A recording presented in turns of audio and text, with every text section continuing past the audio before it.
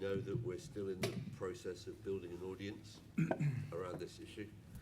So it's important for us that the session is videoed and that what the speakers have to say will be available on the WTM website very soon, and as I told them earlier, potentially forever. So it is, what is being said this morning is on the record, and you might want to just bear that in mind when we come to the questions and answers session.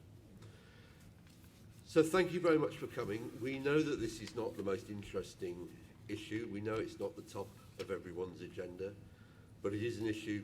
Fabrice, if you'd just like to take a seat for a moment. We do know that it's an important and immense issue.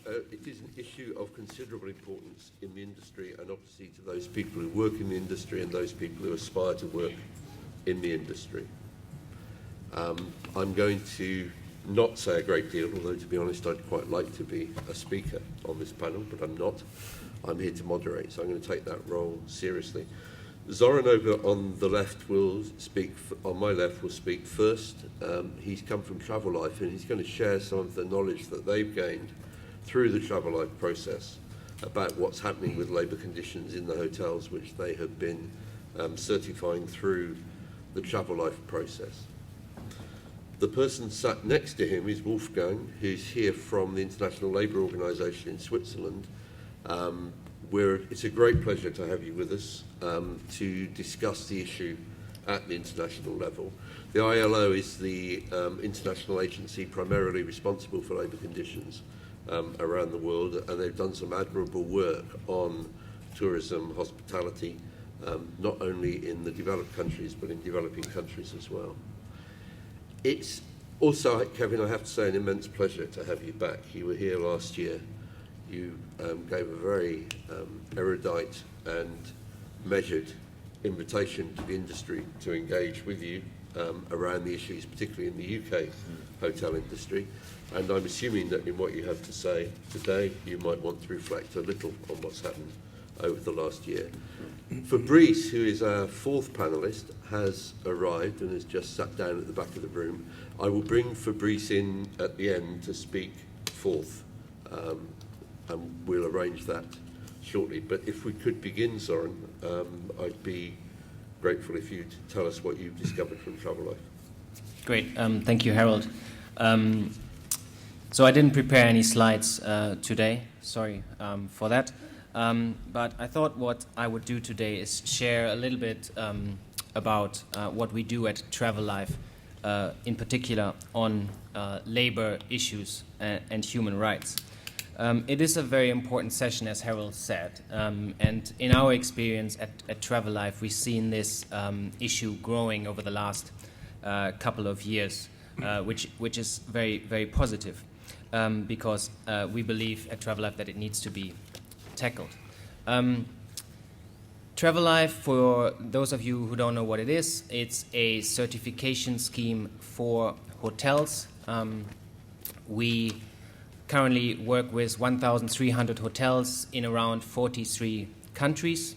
We work very closely with tour operators in the UK, Germany, France, Netherlands, in Scandinavia that use Travel Life to look at the hotels they work with. We are going for quite some time now. So we initially started in 2004, 2005, more as a project to, for the first time, look at the issues around social and environmental impacts in the supply chain of tour operators. And over the last 3 to 4 years, we have really seen a growing interest in this issue, in the issue of certification. So we started to move Travel Life from a project into a standalone organization. In 2011, we decided to actually embark on a very big project to review our criteria. So the criteria we use to assess hotels. We did this because the criteria were initially developed in 2004, 2005, so we thought it was time to actually check whether what we use or what we audit is still relevant and is still in line with current sustainability thinking. We followed ISEAL procedures for standard settings, and the whole project lasted for around 18 months, almost 2 years. It was a public consultation, and we had a number of stakeholders from all over the world involved.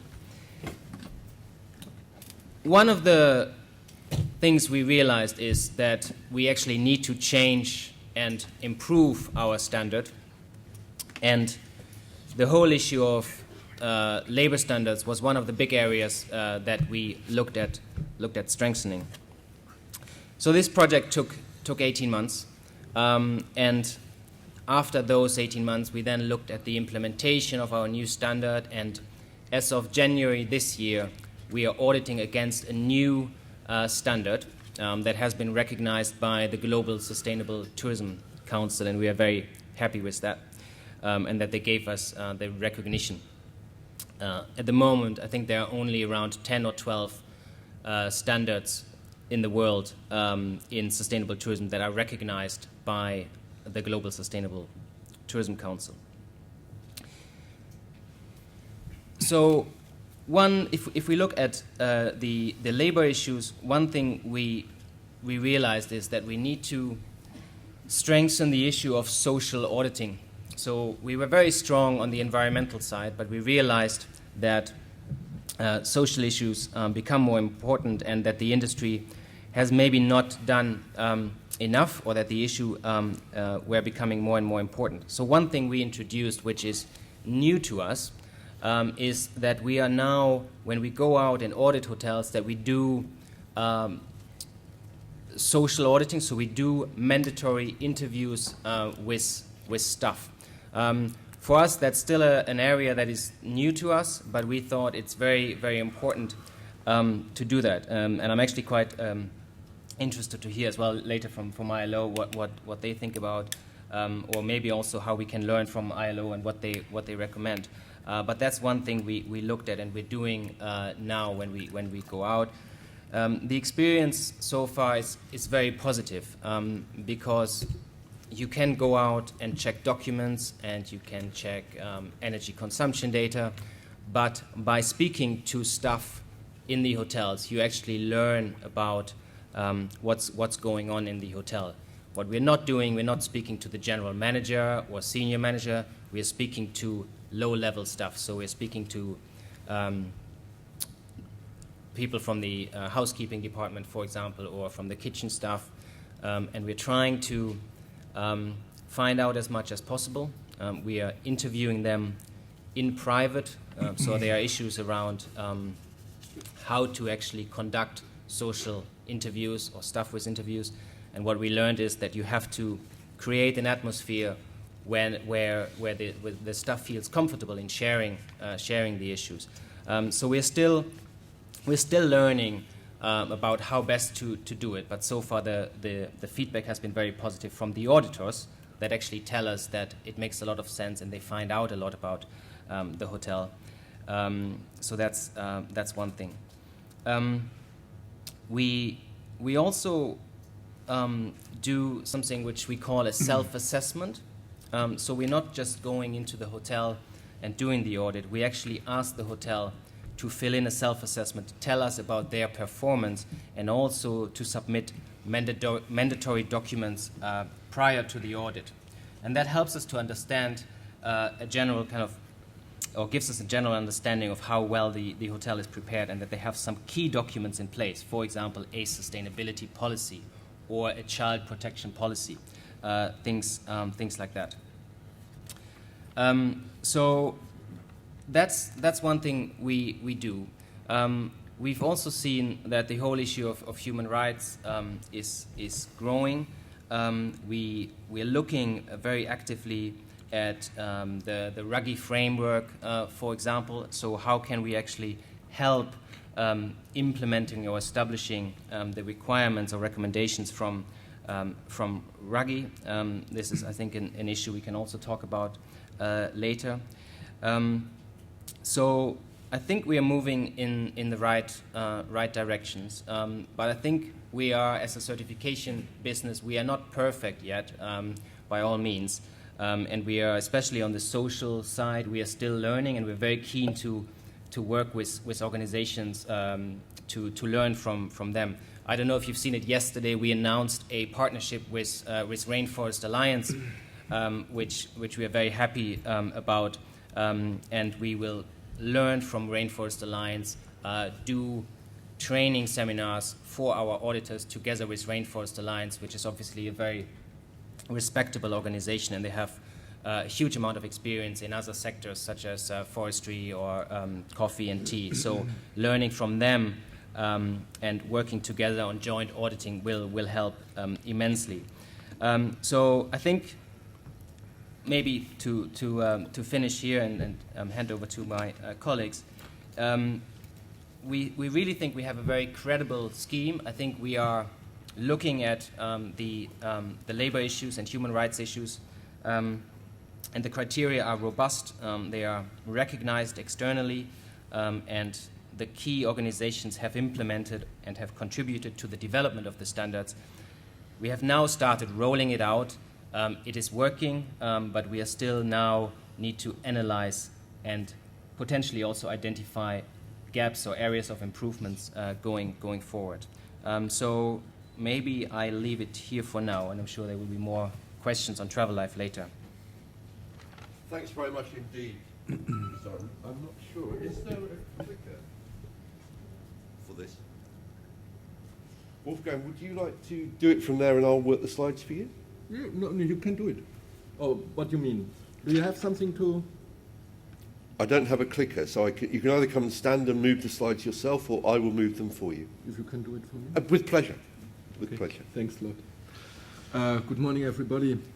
And thanks for the invitation, Harold, and that you do this work, because I'm a bit handicapped, so I'm not walking and staying too long.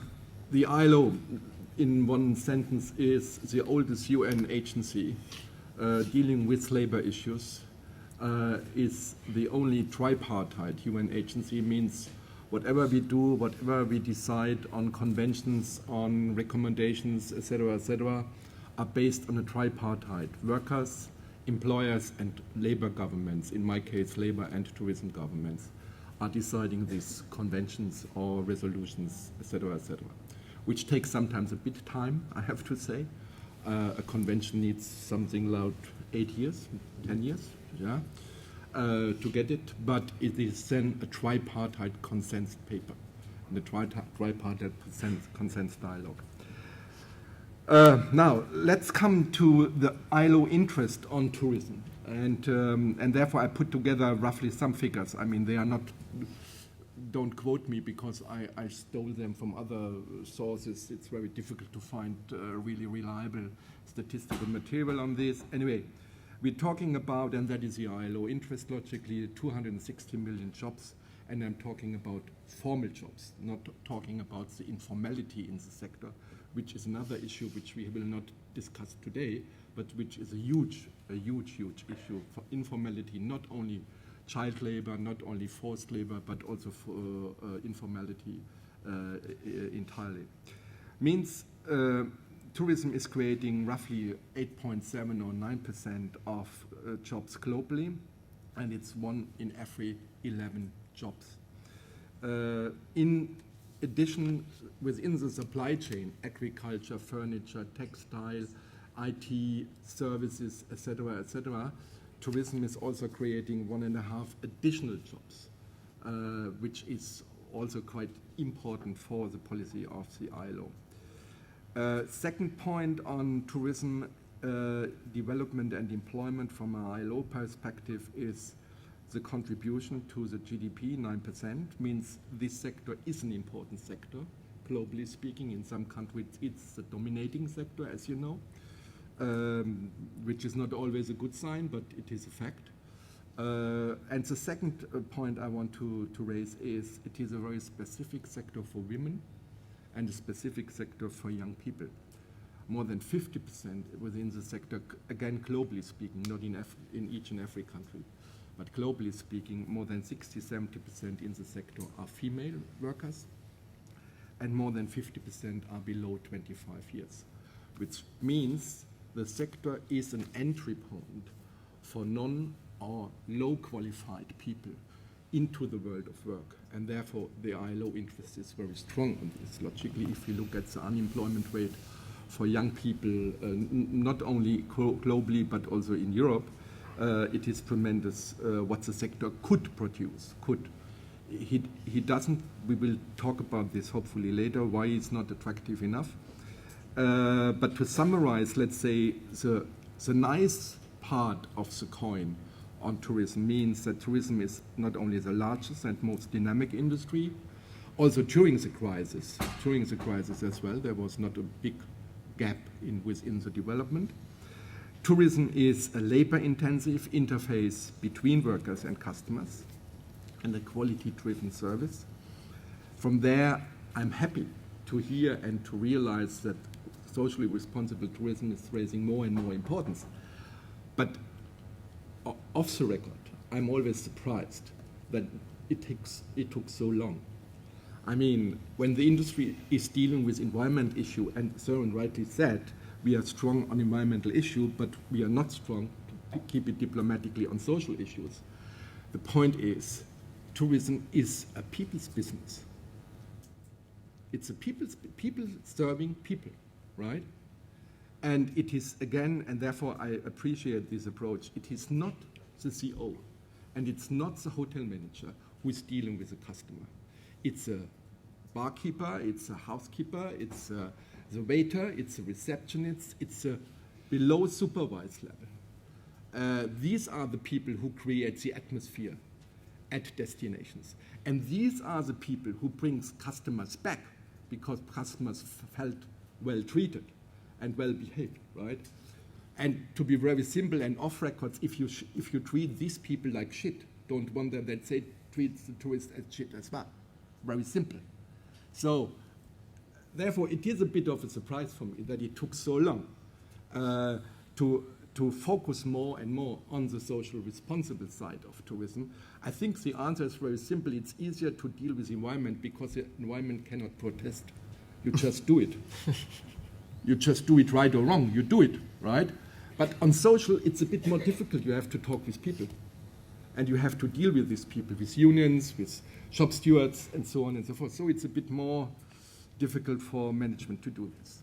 Now, to finish this informal point, in brackets, so tourism provides employment, as I said, for little or no formal training, and therefore is tourism important for us as a huge potential on job creation and the intersectoral poverty reduction as well. We have done, for example, the toolkit on poverty reduction through tourism, which we have trained in several, I have trained it now in 9 countries, including Brazil and Southeast Asia, et cetera, but that will take too long.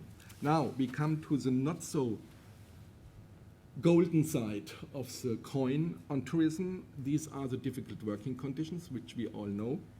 Night work, shift work, weekend work, holiday work, et cetera, et cetera. This is not changeable, which we know. This is part of the sector. What is changeable is how you deal with this when you talk with the staff, and how you deal with this when you talk with real people.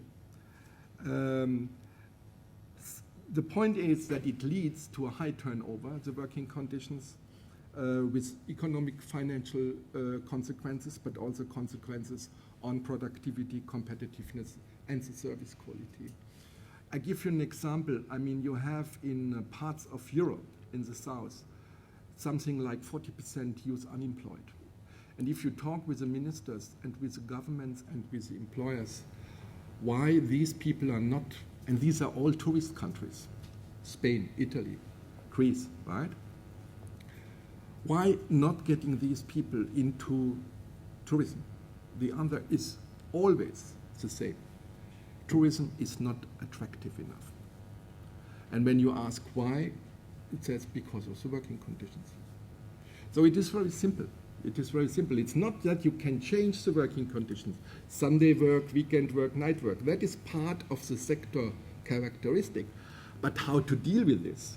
By social dialogue, by incentives, by wages, by shift work policy, etc., etc. That is something which you can do, and that needs what we promote as ILO for 100 years now. That needs social dialogue, and that is exactly lacking in this sector. It's not only lacking in developing countries, it's lacking also in developed countries in Europe. Social dialogue is weak in this sector for different reasons. You have a low union density, for example, in the sector. You have these specific groups, women and young people, who have no experience when they come into the world of work. And then you have probably no union who's treating them properly. So for all these reasons, you have a lack of social dialogue, and you have, therefore, as a consequences, problematic and precarious working conditions. Now, a final remark is, why is social dialogue and improvement of working conditions so important? Not only because of the high turnover and the consequences for the companies on retraining and all these, but it's also because of the service quality. Only the service quality brings the people back. Beaches, mountains, I'm not saying it's everywhere, but there are enough places where you have this. What brings people back is the memory to be well treated.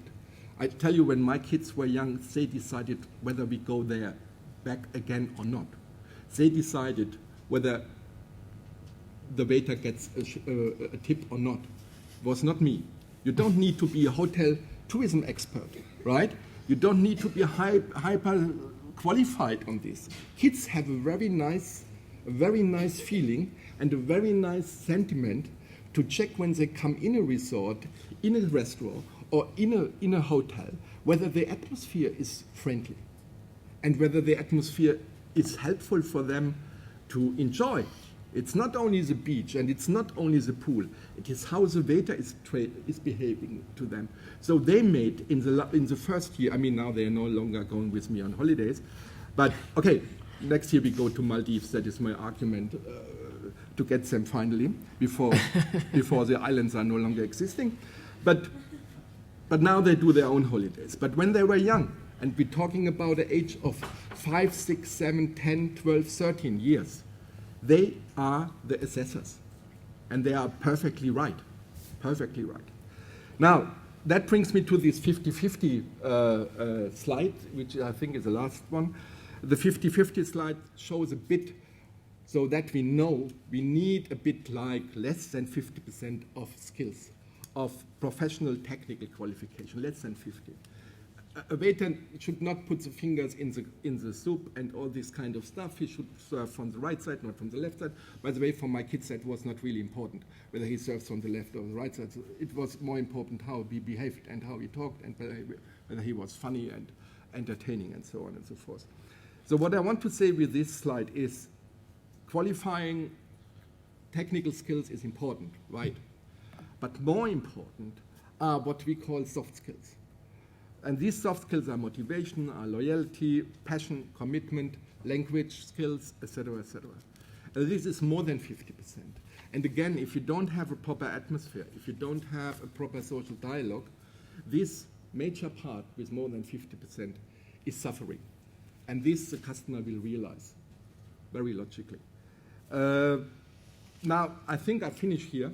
For more discussion, I just want to mention that the ILO is working now, after doing a lot of research work on SMEs with the OECD together, which we will publish end of the year, research work on women, on youth, on migrant, because these are the three core groups, as I mentioned. We are now starting to work based on all this research work on guidelines on decent work and socially responsible tourism.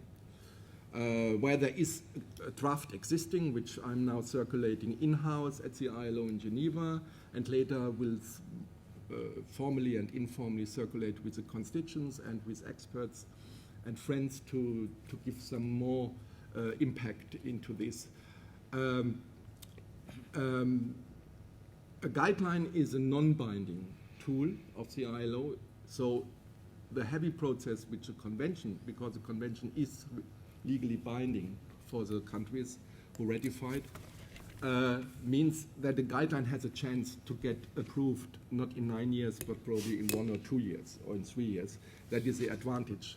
And knowing the industry don't like regulations. But guidelines, which you could voluntarily certify, which you can voluntarily use also as a promotion, as an employer, or as a push as a worker, might be a useful instrument. And as I said, we start to work, and I hope we get something done in a broader discussion by next year and the year after. Thank you very much. Thanks very much indeed, Wolfgang. Kevin, could I ask you to give us your perspective? Yes.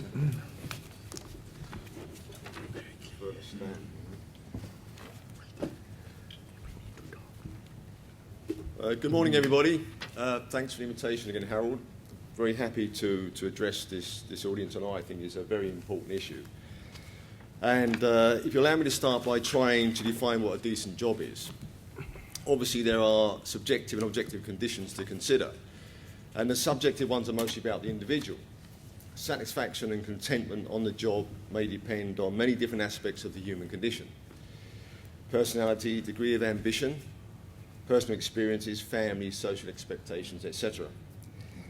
Therefore, what may seem a menial, unrewarding job to one person may provide adequate satisfaction and self-esteem to another. All of us have different skills and abilities, and in a socially just world, we would all find our niche. However, in defining what constitutes a decent job, there are many more measurable conditions. So I'm going to start with the basics. Unless you are fortunate enough to have found a vocation which also provides you with an income, the old adage that you work to live, not live to work, would find resonance with most people. In other words, decent jobs should provide a decent income. Now, I believe empathy has a role to play in defining what is decent or fair, and I would suggest that not many of us in this room would choose the role of a housekeeper cleaning 18 rooms in a shift for £6.50 an hour. I certainly wouldn't. So whatever the law says, there is an important moral perspective that should be employed before we look at the mechanics of defining and delivering a decent wage. I've been campaigning for the living wage for many years, and I don't believe that there is a better definition of a decent wage for employees than this. An income sufficient for the earner and their family to engage fully in the social and economic life of the society they live in without detriment to their health and well-being. I don't think there is any credible argument that the hotel sector can marshal against paying the living wage. So for the purpose of this discussion of what constitutes a decent job, I'm going to take the living wage as the minimum level. However, income is just one element of a definition of a decent job, a prime element, but far from the only one. Over the years, I've had countless discussions with hotel workers, and almost without exception, they value being treated with dignity and respect as being top of their wish list. Each individual worker being valued for their individual contribution to the efficient running of a hotel, whatever their role, is an important aspect of the definition of decent work. Being bullied, shouted at, demeaned in front of others, and any other abuse of power reduces self-esteem, degrades confidence, and produces misery and the questioning of self-worth. The absence of training and development opportunities ignores and wastes potential and creates resignation and erodes ambition. The lack of security of tenure makes people afraid for their futures and creates stress. The physically onerous and repetitive nature of manual tasks produces stress and pain on wrists, backs, knees, shoulders, and arms. These manifestations illustrate the very opposite of any definition of decent work. And to those who doubt the picture I'm painting, I'd be happy to invite you to sit in on the advice surgeries that we hold every Monday. These experiences are real and everyday experiences for hotel workers in London. So I'm not here to debate the reality. I'm here to look for the solutions to that reality. And my opinion is that the negative reputation that the sector has can and should be turned around. In my view, there is clearly an imbalance in workplace environment that does not allow for the development of positive relationships based on mutual respect and understanding of the specific respective roles of management, supervision and staff. And I believe there are two prime reasons for this imbalance. The first is down to the structure of employment in the sector, which has developed a model that has distanced itself from the responsibilities of employment. Global brands rarely directly employ staff below supervisory or middle management level. For example, F&B may be franchised, housekeeping outsourced, and banqueting reliant on casual labour. Now, I understand the need for elements of all these forms of employment to be brought into play at certain times, but now they have become the modus operandi of the sector, with the result that the terms and conditions of employment have worsened for the majority of staff working in hotels. There is no question that this model provides the sector with a ready supply of cheap labour, but it also militates against the provision of decent jobs. Employment agencies, on the one hand, claim that because they have to bid for contracts on the lowest common denominator, the national minimum wage, they do not have the wherewithal to provide decent wages, let alone training and development. They clearly point the finger at the hotel brands and owners. When Unite reports examples of worker grievances, brands tell us that it's not their responsibility, as the workers are not their employees. If this model is to prevail, there is very little chance of creating decent and attractive jobs, because it appears no one is prepared to take responsibility for their provision. If the sector is serious about decent work, it has either to increase payments to agencies and demand that they implement training and development programs, or bring those jobs back in-house to ensure quality employment. I would suggest that if you want control and certainty, then the latter is the preferred option. The second prime reason for the imbalance I refer to is that workers feel vulnerable because they don't have a secure stake in their workplaces, and they are denied a voice in their work environments. And this is an area where we in Unite can make a valuable contribution. So let me give you a recent example. We have a national framework agreement with Compass, one of the big three global catering providers, which basically says that if we have a significant membership presence at one of their sites, they would give us access to meet with their staff and discuss whether they would want Unite to represent them. We used this agreement just recently to successfully resolve grievances at one of their subsidiaries, Restaurant Associates. We trained 3 local reps who now deal directly with local management with any issue arising at domestic level. We also provide development training to our reps, and as a result, one of these now is on the Compass UK Staff Council.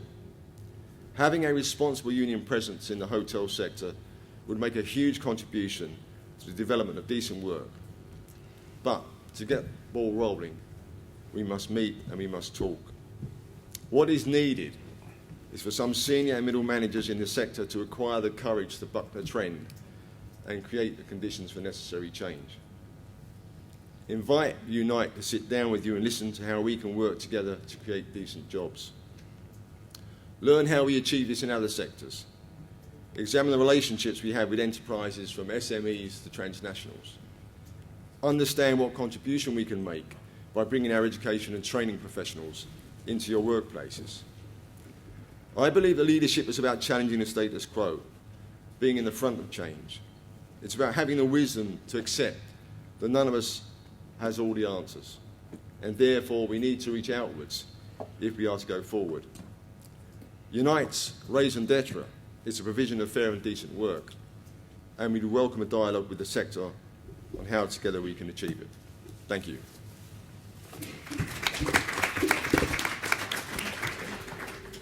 Thanks very much indeed, Kevin. Just to warn you that I'm going to have the first question when we do go to questions, and I'm going to ask you whether there's been any progress since last year.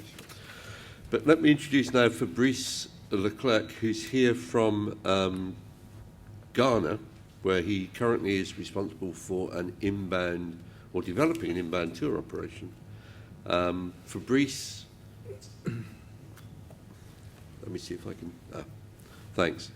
Fabrice is going to talk about the perspective from where he's currently based, which I think will give us a good opportunity to see how it looks from an inbound operator in Africa.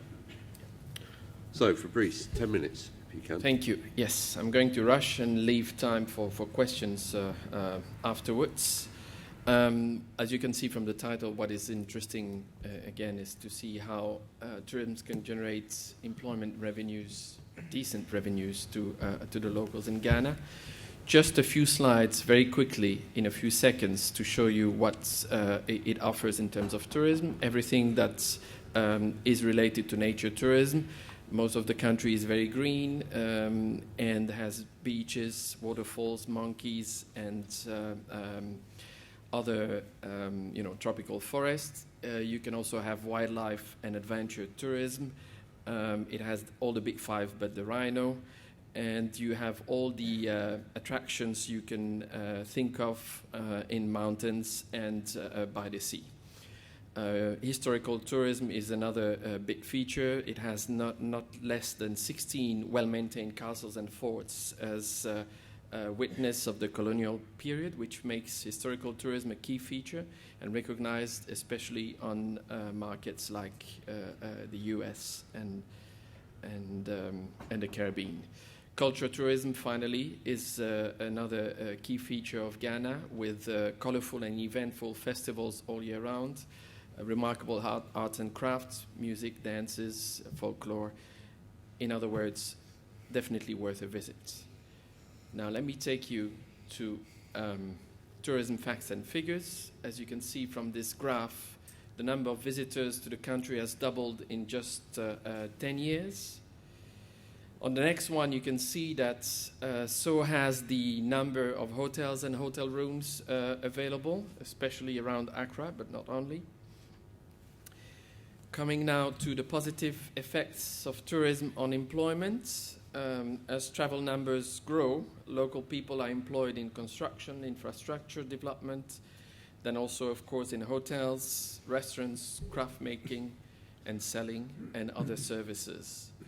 They're also employed in transportation and tour agencies, and as an example, we at TRIP, Travel Responsible and Inclusive of People, have doubled our staff in less than 6 months, paying in average 20% more than their previous jobs. It also provides jobs in other areas such as airlines. In Accra, there are 38 airlines that are coming to the main airport, and it's still growing as the airport is currently renovating and expanding.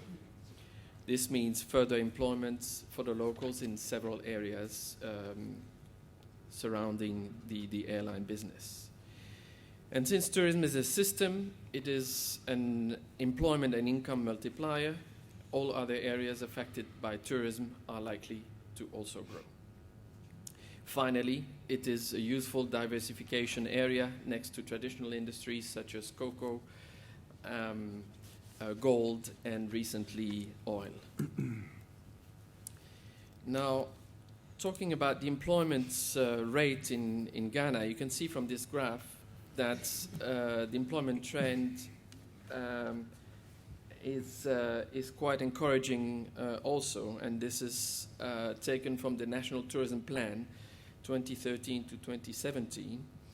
It shows that employment rose from 231,000 people in 2010 to 319 in 2013, thus a growth of about 38%, and is expected to further grow to about 500,000 in 2017. However, these numbers and this document was elaborated before the Ebola outburst, though I must say that Ghana is mostly relying on business travelers, and those have continued to come at first sight, since Ghana is not affected by the disease.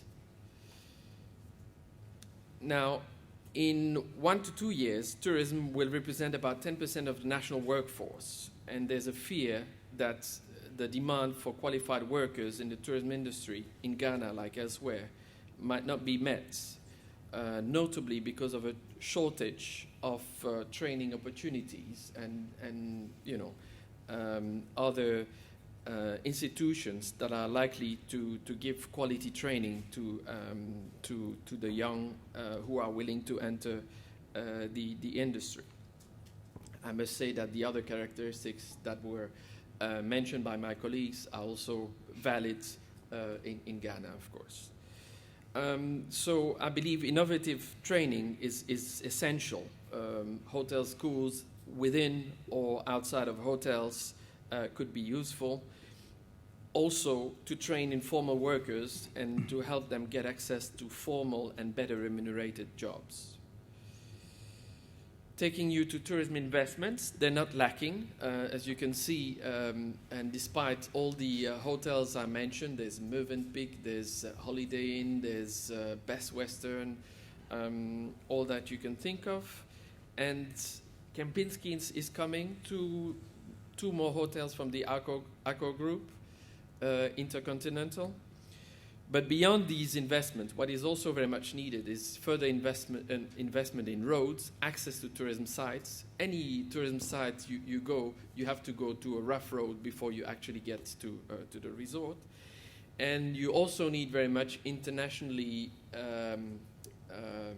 international level attractions that can make it worth for people to visit Ghana, knowing that beach, sun, and whatever other entertainment is existing almost everywhere nowadays.